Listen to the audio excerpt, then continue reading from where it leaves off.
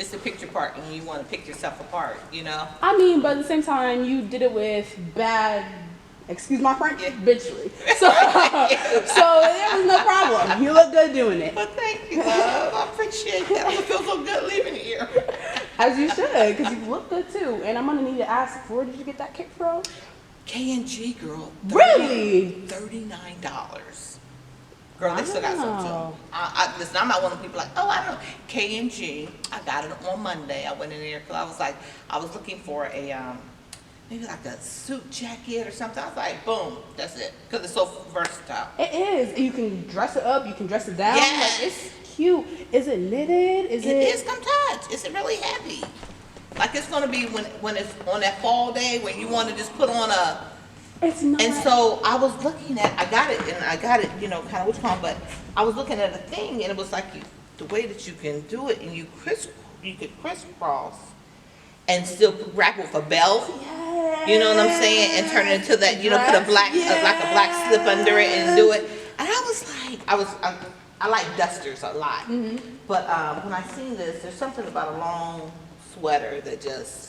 It just hits different. I like how it's even all around, not like that Yeah. like, weird leg. Yeah.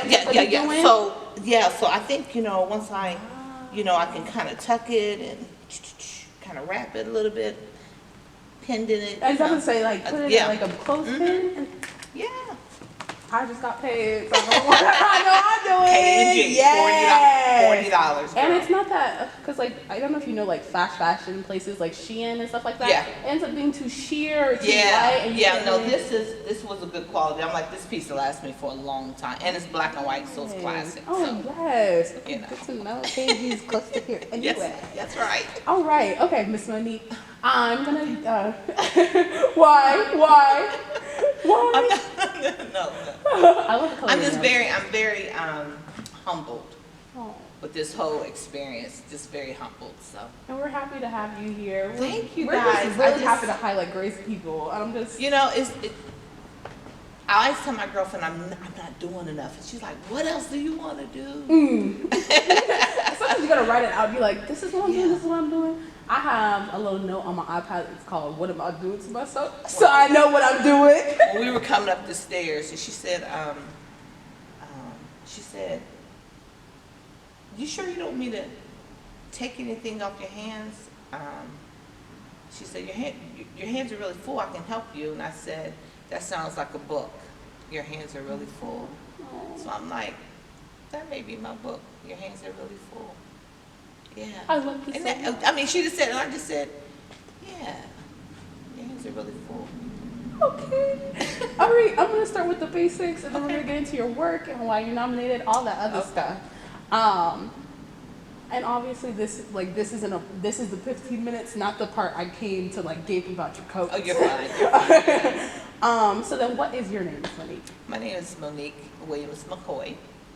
What's your pronoun? Miss Monique, Miss. Okay. She. Yeah, there you go. When I say to the old heads, I'm like, "What's your pronoun?" I'm like, "What the hell are you talking about?" Like, she. Identify as she. There you go. What is your title or your job if it's not related to your work? Say if you're like a nurse, but then you volunteer, what would they call it? Well, I'm actually the market manager for Veggie Van at Local Matters. Oh. That is my 9-to-5 job. Okay. And then what is your not 9-to-5 job? I really consider myself someone that is involved actively in my community. Maybe not in the forefront ways, but in the behind the scene ways. I try to stay involved in my community. So yeah. Awesome. Moving this a little bit. All right. And then, so could you tell me about your work and why you were nominated? Well, actually, I didn't know I was nominated, and I got a phone call and they said, "I have been trying to get a hold of you," and I spoke to a lady. She said, "You were nominated to rep your community," and I was like, "Oh, okay." So I didn't know I was even being nominated, and I think the reason why I've been nominated is because I've always tried to make an impact in people's lives that I come in contact with constantly, and I try not to forget anyone.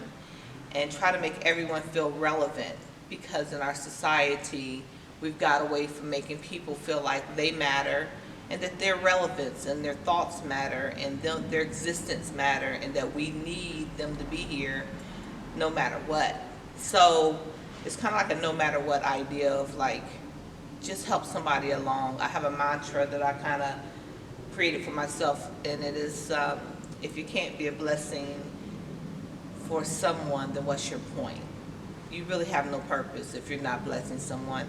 And it doesn't mean monetarily. It could be a smile, it could be a hug, it could be a kind gesture. With me, I'm just gifted with working with food, so it could be a good meal. You know, I like to do things from scratch, and so when I go to feed the homeless, it's from scratch. It's not that I just open up a pack of hot dogs. I want them to have chicken and dumplings like your grandmother would make.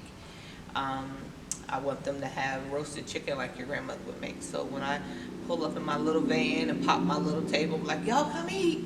It just reminds me of my grandmother and my mother, you know, taking that responsibility. I may not be able to feed all of Columbus, but I can touch a few and offer them love and kindness that I put into what I do. So those are some of the things that I kind of do.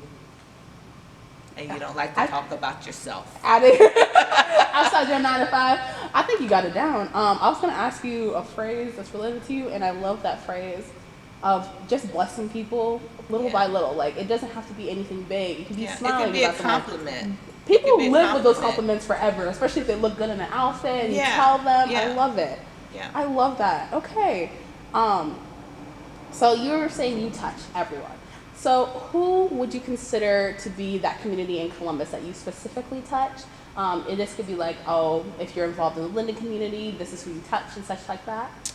Well, I really try to, everywhere I go, I like to plant a seed, you know, so maybe I'm a seed starter, you know, type of thing. But I live in the Linden area, so I try to be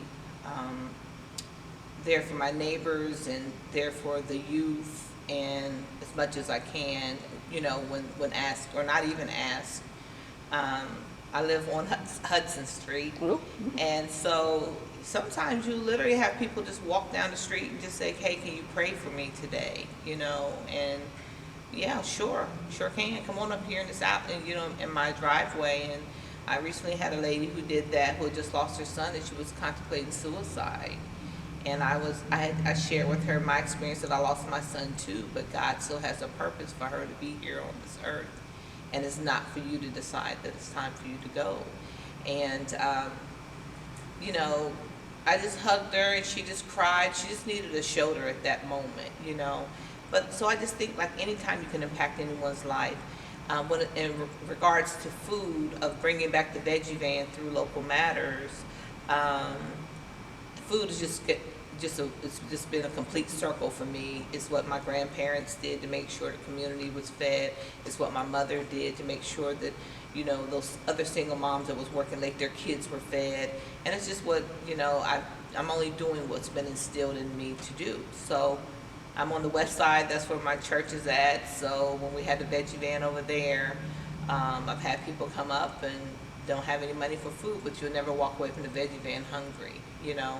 And so anywhere I go, I don't pick a specific spot. I just kind of go, and wherever I'm led to be a blessing, that's what I try to do. You also give the spirit of intercession. Yes. Like a spirit of intercession, that's really good. Yes. Oh, okay. Is there a specific location in Columbus that you would say relates to your work or impacts you or symbolizes you? Well, I think the work that we're doing right now, that I'm specifically doing with the Veggie Van, is going into the areas that are food deserts. And unfortunately, Columbus is full of food deserts. And the people who don't recognize the importance of us having healthy food just drive through those communities to get where they want to go every day. Yeah. So every time that you want to drive to a Crew game, you're driving through a food desert. Yeah. Every time you want to drive to the Ohio State game and park at Franklin County fairgrounds, you're driving through a food desert. Every time you're driving to the Ohio State Hospital, you're driving through a food desert. Every time you want to go and see the Clippers play, you're driving through a food desert. So it doesn't affect you because you get to drive in and drive out. But there's people there holding down those communities on the west side and on the east side and on the north side, all those sides that get you to downtown, you're driving through a food desert. And people need to be aware and know that their privilege comes in and comes out, but it never stops in to leave any type of financial background there, because you're going to a specific thing that they're getting the financial benefit of it. So I would like for you to stop at that gas station on your way, you know, inside that city, or stop at that Veggie Van when you see. Just don't go by like, oh, she's doing good work. No, I'm doing work because I need you to come out and support the work so that we can continue to do the good work.